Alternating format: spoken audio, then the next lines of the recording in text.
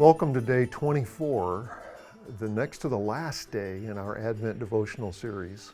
Today we are reminded by Charles Spurgeon in his book, Joy to the World, to behold His glory, meaning to behold the glory of Christ.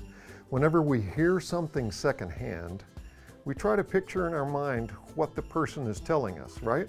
The Apostle John begins his gospel with just such an account.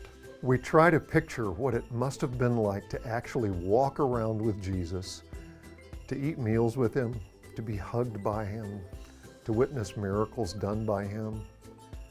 John refers to Jesus as the Word, uppercase W. Listen to John chapter 1, verse 14.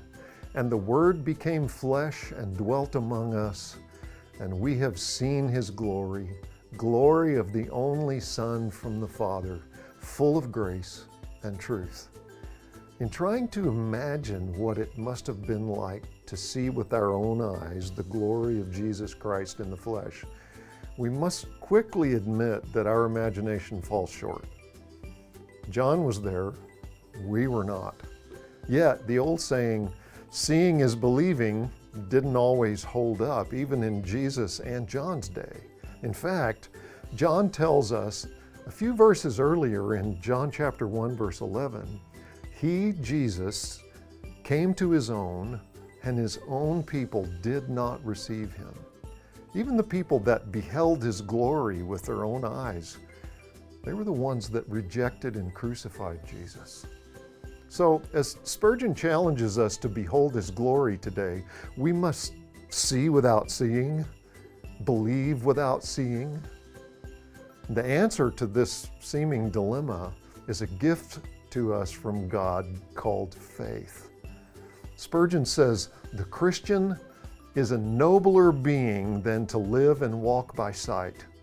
He lives by faith.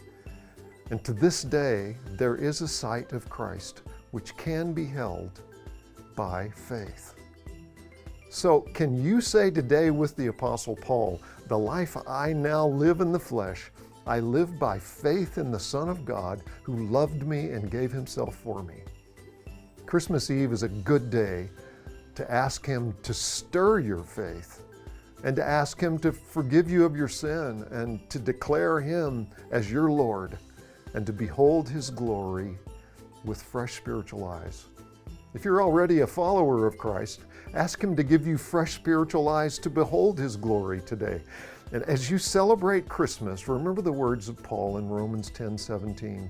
Faith comes by hearing, and hearing by the Word of God. Read the Christmas story in Luke chapter 2 in the Bible and marvel at how the Word became flesh and dwelt among us.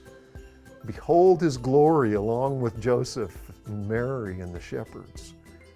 Read Matthew chapter 2 in the Bible and marvel at how the wise men came from hundreds of miles away to behold the glory of God in the flesh.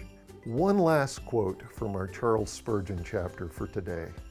Quote, "Happy is the man whose lips are ever overflowing with the news of Jesus." End quote. May there be joy to the world in your heart today as you consider Jesus and behold His glory. Merry Christmas.